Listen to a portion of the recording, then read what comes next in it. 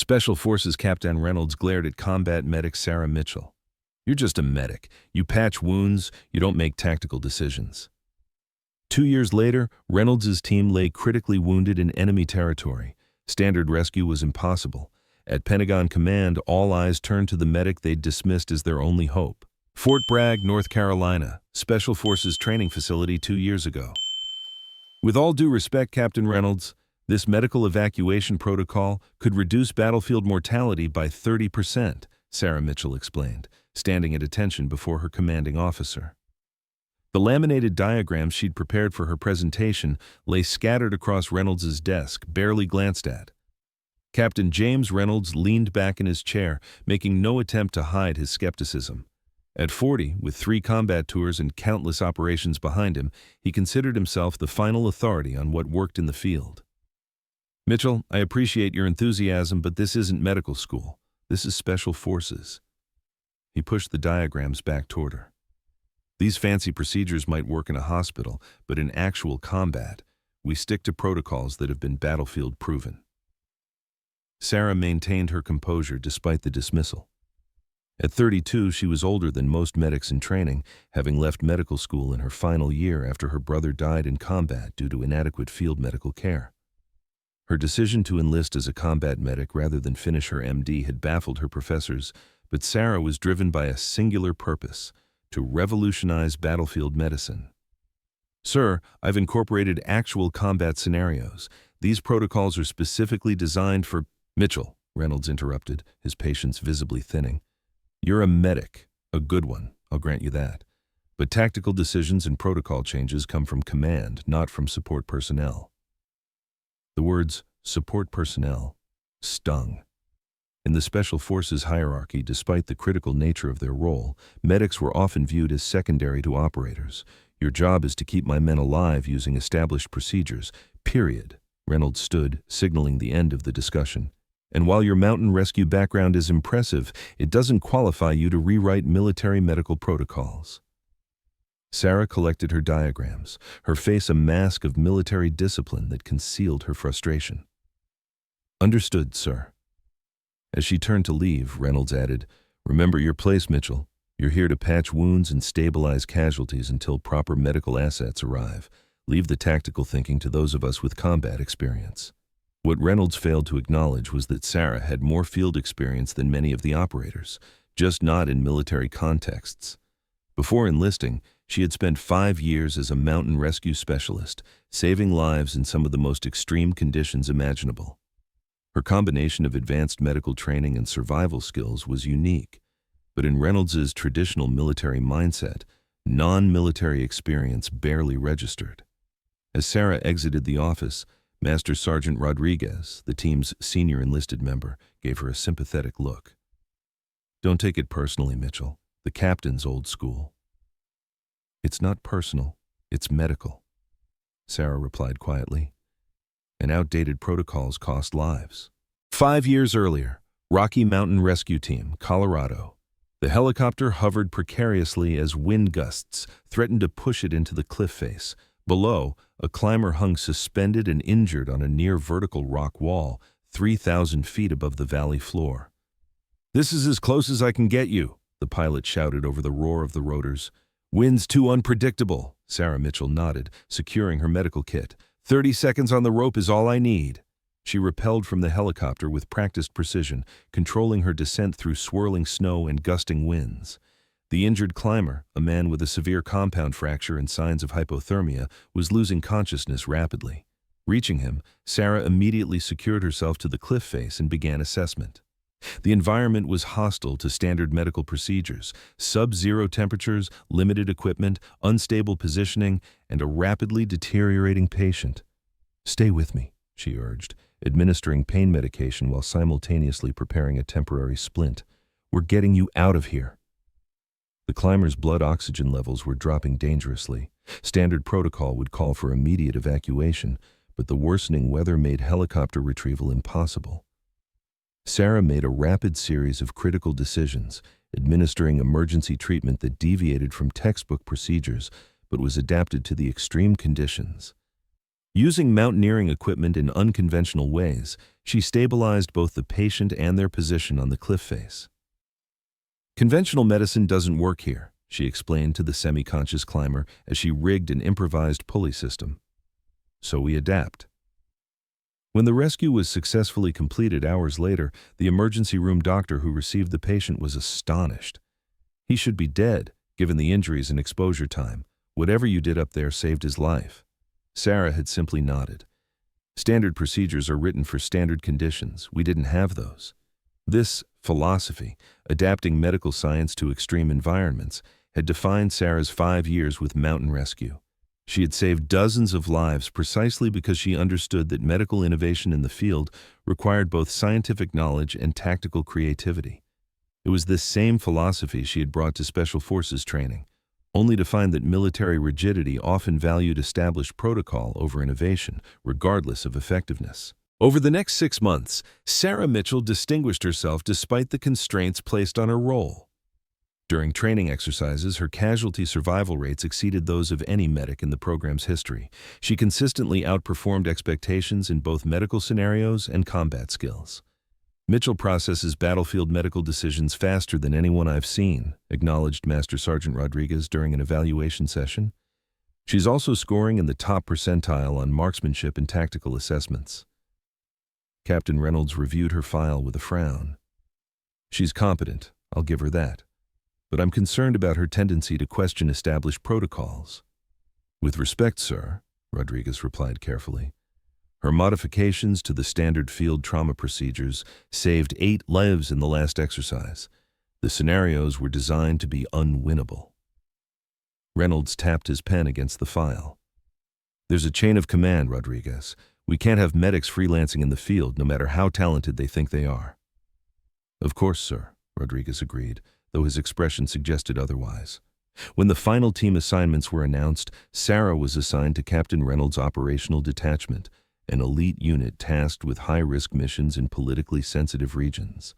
Whether this was in recognition of her skills or to keep a close eye on her tendency toward innovation remained unclear. During their first mission briefing, Reynolds established the hierarchy in unmistakable terms. "Mitchell, you're our medic. That means you follow standard medical protocols and maintain the health of this team. What it doesn't mean is offering tactical input or improvising unless specifically authorized." His gaze locked with hers. "Is that clear?"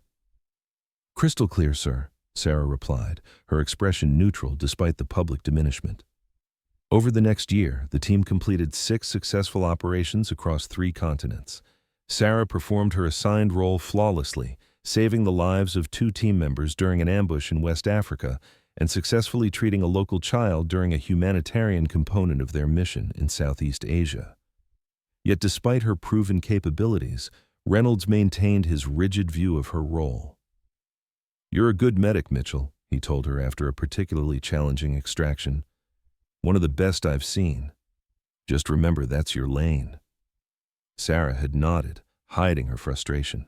She wasn't seeking recognition. She wanted the freedom to implement the most effective medical approaches possible, regardless of whether they followed conventional military doctrine. What neither Sarah nor Reynolds could have anticipated was how dramatically their professional dynamic would be tested in the mountains of northern Afghanistan.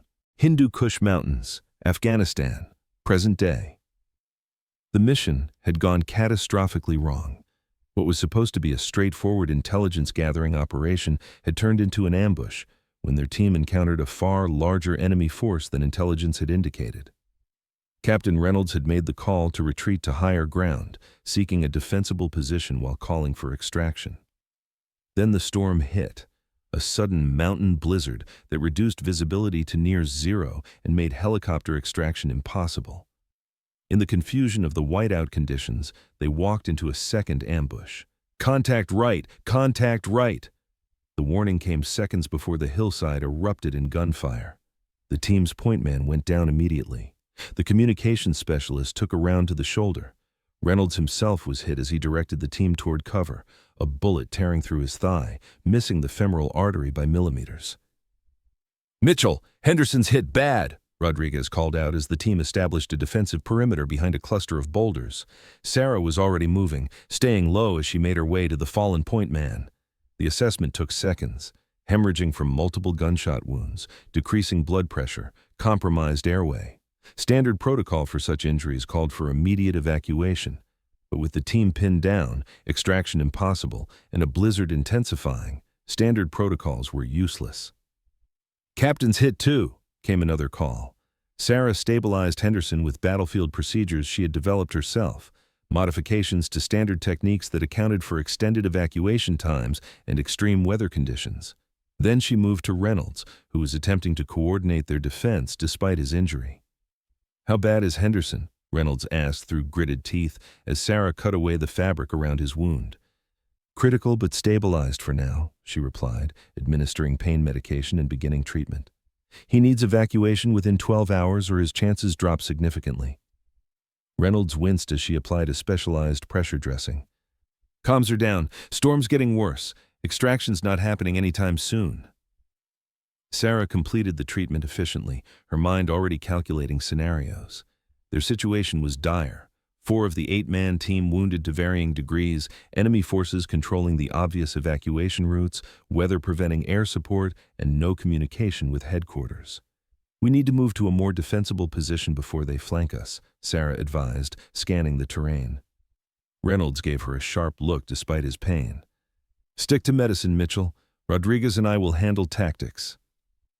But Rodriguez had moved to the team's perimeter to coordinate their defense, out of earshot, and Reynolds' face was showing the early signs of shock, his tactical judgment potentially compromised by blood loss and trauma. Sarah made a decision. "Sir, with respect, I know these mountains. Before the military, I led rescue operations in terrain exactly like this." She pointed to a barely visible ridgeline. "There's likely a sheltered approach on the far side of that ridge. It would keep us out of enemy sightlines and protected from the storm." Reynolds started to object, then grimaced in pain. The reality of their situation was overriding his insistence on hierarchy. "You have mountain rescue experience?" 5 years, sir. Advanced alpine rescue and emergency medicine in extreme conditions." Reynolds assessed their deteriorating situation, then nodded curtly. "Show Rodriguez, but we move as a team, and I still command." Sarah recognized this small concession for what it was, a commander pragmatic enough to use all available resources when lives were at stake, even if it meant acknowledging expertise from an unexpected source. What none of them yet realized was that this crisis had only begun, and conventional military thinking would not be enough to get them home alive. Pentagon Special Operations Command Center, Washington, D.C. "We lost communication with Captain Reynolds' team approximately 3 hours ago," the operations officer reported, indicating the last known position on the tactical display. "Satellite imagery before the storm hit showed they were engaged with enemy forces here and here." General Clark studied the topographical map with growing concern. "What about the QRF?" he asked, referring to the Quick Reaction Force stationed at the nearest forward operating base. "Grounded, sir. The storm's intensified. Visibility 0, winds gusting to 60 knots. Mountain weather system expected to continue for at least 48 hours. The general's expression hardened. "And we have wounded." "Based on the last transmission, 4 team members wounded, at least 2 critical," confirmed the medical officer. "Without evacuation." He didn't need to finish the sentence. Everyone in the room understood the implications. "What about overland rescue?" Clark asked. The tactical officer shook his head. "Enemy forces have established positions along all viable approach routes. We'd be sending the rescue team into the same ambush." A heavy silence fell over the command center. 8 of their most elite operators were trapped in hostile territory, wounded, without communication, in a blizzard, surrounded by enemy forces. The scenario represented a worst-case convergence of circumstances that defied standard rescue protocols. "Sir," a voice spoke up from the edge of the briefing. Master Sergeant Wilson, an instructor from the Special Forces Training Center, stepped forward. "I have information that might be relevant." "Go ahead, Sergeant." One of the team members, Combat Medic Mitchell, has extensive background in mountain rescue operations. 5 years with Rocky Mountain Search and Rescue before enlisting. The general frowned. "What exactly are you suggesting?" "Sir, Mitchell specialized in medical evacuations in extreme alpine conditions, situations where conventional rescue wasn't possible." Wilson pulled up a personnel file on the nearest screen. Her civilian record includes 27 successful rescues in conditions similar to what the team is facing now. She's a medic, not a tactical leader, pointed out the operations officer skeptically. With respect, sir, Wilson countered, mountain rescue at this level requires both medical expertise and tactical problem-solving. Mitchell has a unique combination of skills specifically suited to this environment. General Clark studied the file, which included documentation of Sarah's mountain rescues, operations conducted in blizzards on technical terrain, with multiple casualties, without support infrastructure. Are you suggesting that the team's medic might be their best hope for self-extraction? Clark asked, the implications clear. I'm suggesting, sir, that if anyone on that team has the specific expertise to navigate wounded personnel through a blizzard in hostile mountain terrain, it's Mitchell. The general looked back at the tactical display, processing this unexpected variable. We have no way to communicate with them, no way to convey this assessment. No, sir, Wilson agreed. But if Captain Reynolds is incapacitated or recognizes the unique demands of their situation, protocol would dictate utilizing all available team expertise. And if he doesn't? Asked the operations officer. Wilson's expression remained professional, but his concern was evident. Then we have to hope that Mitchell has the courage to step forward anyway. Hindu Kush Mountains, 6 hours after ambush. The cave wasn't on any military map, but Sarah had spotted the narrow opening as they'd maneuvered through the blizzard. It offered what they desperately needed: shelter from the storm, defensible positioning, and a stable environment to treat the wounded. How's Henderson? Reynolds asked from where he sat against the cave wall, his injured leg properly dressed but clearly causing significant pain. Sarah checked the point man's vital signs before answering. Stable for now. The hypothermia actually helped slow the bleeding, but he needs surgery within the next 24 hours. She had converted the cave into a field medical station, organizing their limited supplies with military efficiency. 2 chemical lights provided just enough illumination to work, while the team's remaining combat-effective members secured the entrance in established observation positions. "Comms?" she asked Rodriguez, who had been attempting to repair their damaged radio. He shook his head. "Components are fried, and in this storm, even if they were working." The implication was clear. They were on their own. Sarah moved methodically between the wounded, performing procedures that went well beyond standard field medicine. For Henderson, she had improvised a chest seal using equipment in ways not described in any military manual. For Williams, the communications specialist, she'd created a specialized sling that immobilized his shoulder wound while still allowing him limited use of the arm if necessary for their survival. Reynolds watched her work with a mixture of pain and growing recognition. The medic he had dismissed as support personnel was now the linchpin keeping his team alive. "Mitchell," he said finally, "what's your assessment of our situation?" The question represented a significant shift. He wasn't asking just about the medical status, but their overall tactical position. Sarah answered directly. "Medically, we have 18 to 24 hours before Henderson's condition becomes non-survivable without surgical intervention. Tactically, we're surrounded by superior forces controlling all obvious evacuation routes. The storm provides cover but makes conventional extraction impossible." She knelt beside Reynolds, checking his dressing. "How's the pain, sir?" "Manageable," he replied stoically, though his pallor suggested otherwise. What would you do in mountain rescue with a situation like this? The question surprised her, an explicit acknowledgement of her expertise beyond military medicine. In mountain rescue, when conventional extraction fails, we identify unconventional routes based on detailed terrain knowledge and weather patterns. She hesitated, then added, "I've been studying the maps. There's a possibility." Reynolds nodded for her to continue. "There's a narrow ravine system to our northeast. It doesn't appear on military maps because it's not viable for conventional movement, but with my climbing experience," she met his gaze directly, "it could give us a path to the secondary extraction point at the valley station. That's at least 15 kilometers through technical terrain in a blizzard, with wounded." "Yes, sir. Conventional wisdom would call it impossible." Reynolds studied her for a long moment. The rigid hierarchy that had defined their relationship was shifting under the weight of their circumstances. "And unconventional wisdom?" he asked finally. "Would say it's our only chance." Sarah's expression remained professional, but her conviction was evident. "I can guide us through. It's similar to evacuations I led in Colorado." Reynolds weighed their options, which were effectively none, against placing his team's survival in the hands of the medic whose judgment he had repeatedly dismissed. "Show me the route," he said finally. Sarah unfolded their map, pointing out a path that would have been invisible to anyone without intimate knowledge of mountain terrain. As she explained the technical aspects, the dangerous passages, and how they would move the wounded, Reynolds recognized something he had previously misinterpreted as insubordination. It was actually expertise, born of experience in environments where rigid protocols cost lives.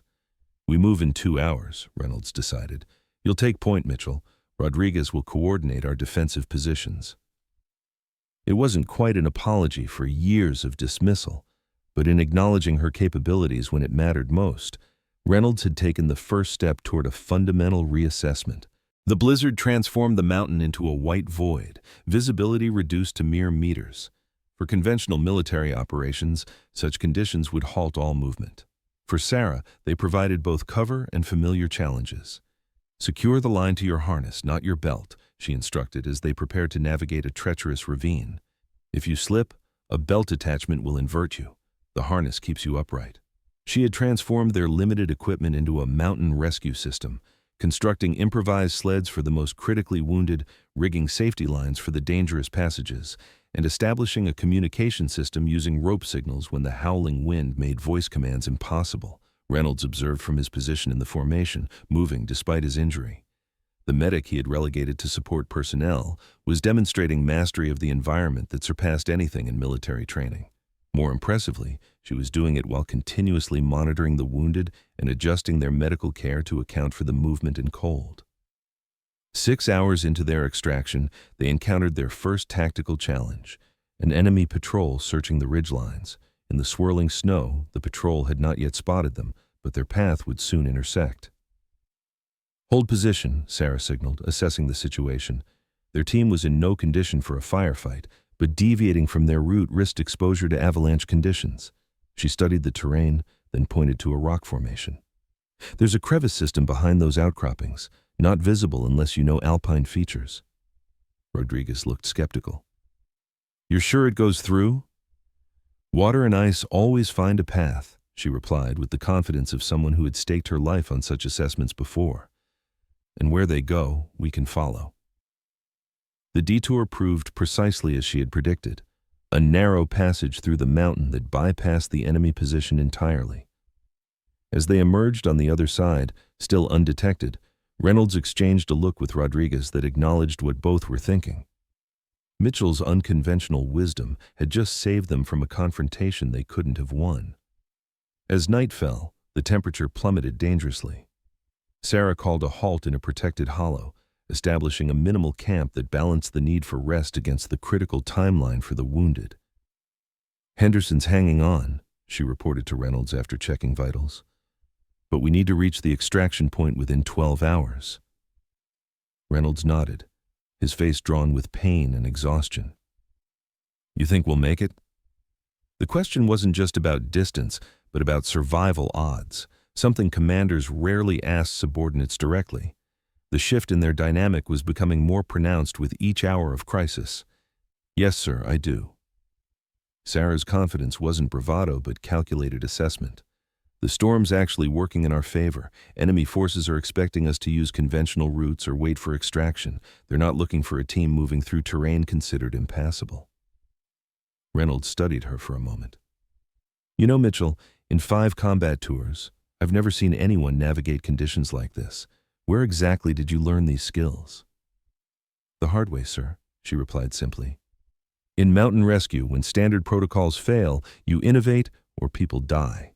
There's no chain of command in a blizzard, just problems that need solutions." For the first time, Reynolds smiled slightly despite his pain. "Sounds familiar." The moment of connection was brief but significant, a recognition that despite their different backgrounds and approaches, They shared a core commitment to mission success and saving lives. As they prepared to move again, Reynolds made a decision. "Mitchell, you're in operational command until we reach the extraction point." Sarah looked at him in surprise. "Sir? You're the subject matter expert in this environment. The team's survival depends on your knowledge." He held her gaze steadily. "Consider it a direct order." The formal transfer of command, even temporarily, represented a profound shift. In acknowledging that her expertise superseded rank in their current situation, Reynolds was displaying the adaptability that truly elite leaders possess. Sarah nodded once, accepting both the responsibility and the implicit recognition. "Yes, sir, we'll get them home." The valley extraction point lay tantalizingly close, visible through occasional breaks in the storm. But between their position and potential rescue stood one final, seemingly impassable obstacle: a sheer ice face dropping 50 meters to a narrow ledge system. "Conventional route is compromised," Rodriguez reported, returning from reconnaissance. "Enemy forces have established blocking positions along the ridge trail." The team had reached a critical juncture. The wounded, especially Henderson, couldn't survive another night on the mountain. Yet their path forward appeared blocked by both natural barriers and enemy forces. Reynolds, now fully embracing Sarah's operational leadership, turned to her. "Options?" Sarah studied the ice face, her mind calculating possibilities that wouldn't appear on any military tactical assessment. "We can descend directly." Rodriguez looked at the sheer drop with open skepticism. "With all due respect, that's a technical climb requiring specialized equipment we don't have." "We have enough," Sarah countered, already inventorying their available gear. 4 primary climbing lines, harnesses we can improvise from tactical gear, and natural anchor points on these rock formations." She quickly outlined a plan that combined technical climbing techniques with improvised medical transport systems, a vertical evacuation that would bypass both the natural barriers and enemy positions in one maneuver. "The wounded go down first, in tandem with our strongest climbers," she explained. "We rig Henderson and Williams in specialized harnesses that maintain their medical stability during descent." The plan was audacious, combining mountaineering expertise with tactical necessity in ways no conventional military training would encompass. It reflected Sarah's unique background, the integration of medical knowledge, rescue techniques, and survival skills that transcended specialized military roles. "It's our best chance," Reynolds confirmed, having completely transitioned from skepticism to trust in her judgment. "Execute the plan." What followed was a masterclass in alpine rescue under combat conditions. Sarah rigged complex pulley systems using minimal equipment, created specialized harnesses that protected the wounded during descent, and established redundant safety systems that accounted for both the technical challenges and potential enemy interference. As the first team members began their controlled descent, enemy forces appeared on the ridgeline above them, the clearing weather having revealed their position. "They've spotted us," Rodriguez reported as the first shots rang out, bullets impacting the ice several meters away. "Continue the evacuation," Sarah ordered calmly, making rapid adjustments to the descent plan.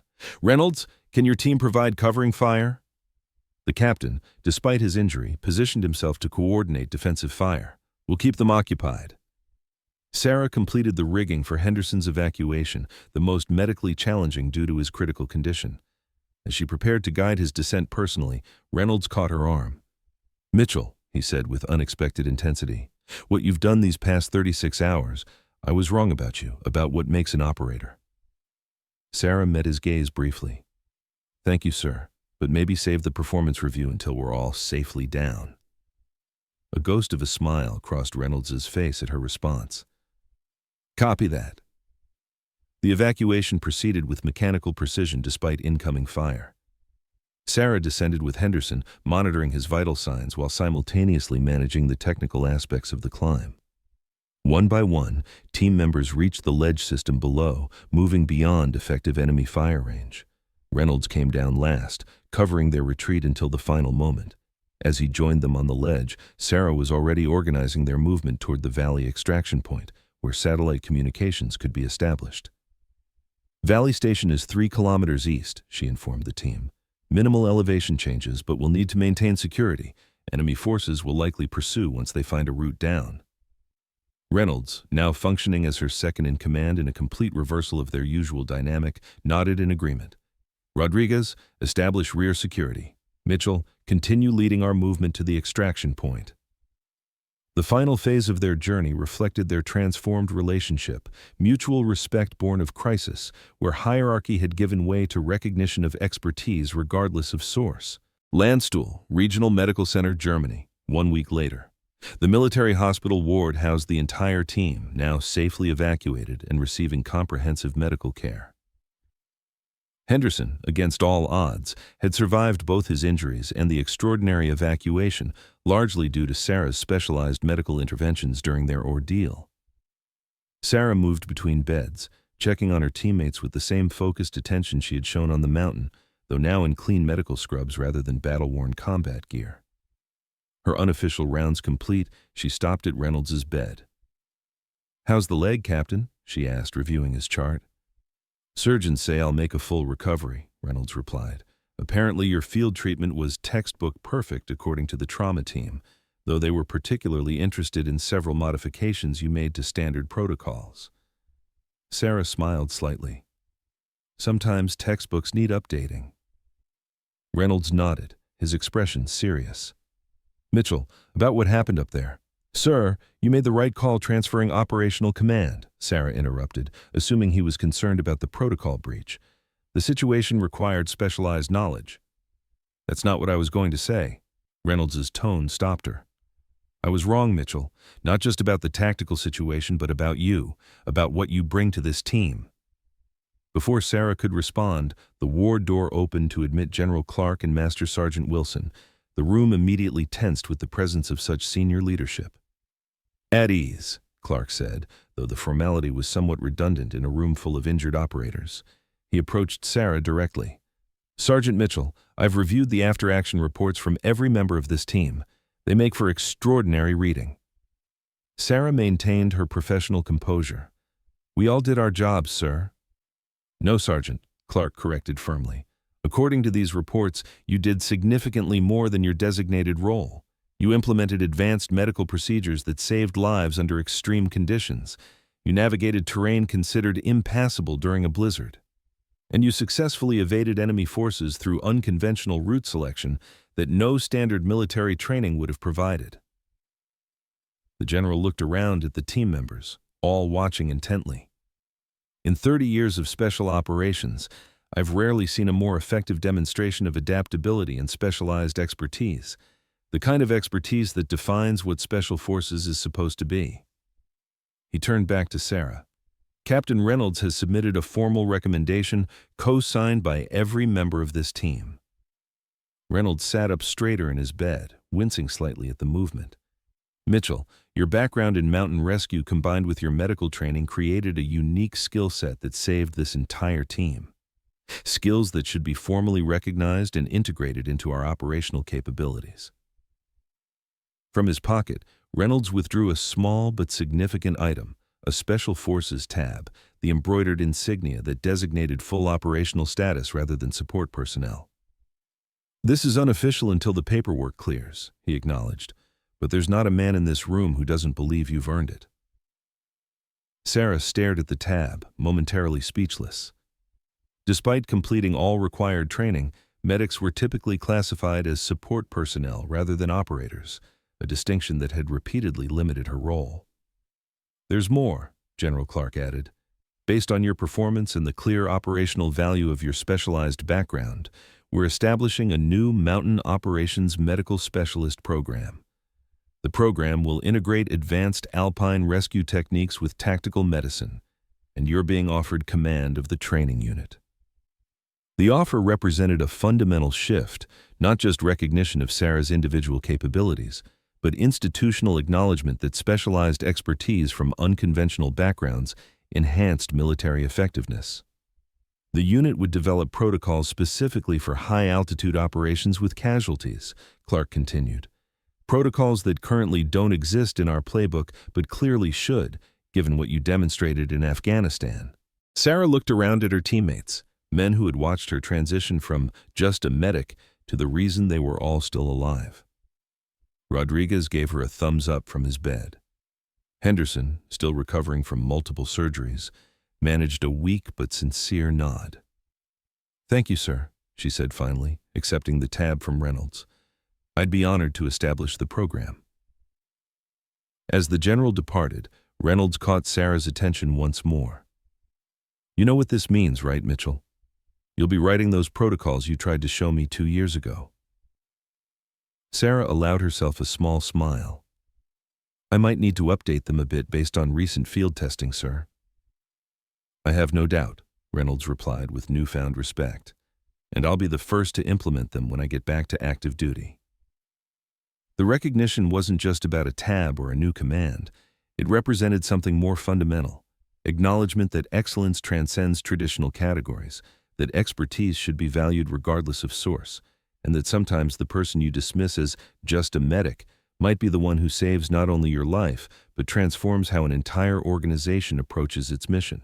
Rocky Mountain Combat Medicine Training Facility, Colorado, 6 months later.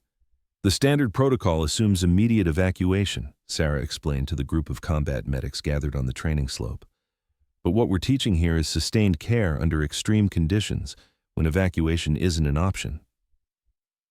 The training facility, established under her direction, represented the military's recognition that traditional battlefield medicine needed to evolve for specialized environments. Set in the Colorado mountains, it combined Sarah's experience in both civilian mountain rescue and military operations. "In these conditions, you're not just a medic," she continued, gesturing to the technical terrain around them. "You're a navigator, a tactician, and a rescue specialist. Your medical knowledge has to integrate with all those skills." The trainees, a mix of experienced combat medics and special operations personnel, watched attentively as she demonstrated techniques that weren't found in any military manual 6 months ago. Now, they were becoming standard protocol for mountain operations. At the edge of the group, Captain Reynolds observed with evident approval. Fully recovered from his injuries, he had become an unexpected advocate for the program, using his influence to secure resources and institutional support. "Lieutenant Mitchell makes it look easy," he commented to General Clark, who was visiting to evaluate the program's progress. "But what you're seeing is the integration of 2 completely different expertise domains, something our traditional training structure didn't accommodate." Clark nodded thoughtfully. "The after-action data is compelling. Teams with this specialized training are showing significantly improved casualty survival rates in mountain operations." "It goes beyond medical outcomes," Reynolds added. "The integrated approach is changing how we think about specialized roles in general. We're seeing improvements in overall mission effectiveness." Across the training area, Sarah had divided the class into practical exercise groups. Some worked on technical medical evacuations using equipment she had personally designed, hybrid systems that combined military durability with alpine rescue functionality. Others practiced medical procedures adapted for extreme environmental conditions. "Lieutenant," called one of the medics, "can you demonstrate the hypothermia management technique again?" Sarah moved to assist, providing guidance that reflected her unique perspective. Part traditional medicine, part battlefield experience, part mountain rescue innovation. The technique she demonstrated wasn't taught in medical school or military training, but it saved lives in the Hindu Kush. Later, as the day's training concluded, Reynolds approached her. "The program's exceeding expectations," he said, genuine respect in his tone. "Command is already talking about expanding the concept to other environmental specialties." "Desert, jungle, Arctic," Sarah agreed. "Each environment has unique challenges that standard protocols don't adequately address." Reynolds smiled slightly. "You've been saying that for years. Glad we finally listened." The comment acknowledged how far they had come from their first interaction, from dismissal to respect, from hierarchy to recognition of complementary expertise. "You know," he added more seriously, "what happened in Afghanistan, it changed my thinking about what makes an effective team. Specialized knowledge matters, regardless of source or traditional role definitions." Sarah nodded, understanding the significance of this admission from a career military officer with traditional views on hierarchy and specialization. "The best teams leverage every member's unique capabilities," she replied. "Sometimes that means recognizing expertise in unexpected places." As they looked out over the training facility, a program that wouldn't exist without both her unconventional background and the military's eventual willingness to embrace it. Sarah reflected on the journey that had brought her here. From being dismissed as just a medic to leading a program that was transforming military capabilities, her path validated a simple truth. Real expertise transcends categories, and sometimes the most valuable team member is the one whose potential others fail to recognize. In creating a bridge between civilian rescue expertise and military medical operations, she had not only found her place, but opened doors for others with unique skill combinations that didn't fit neatly into traditional military specialties. The revolution she had started wasn't just about medical protocols or mountain operations.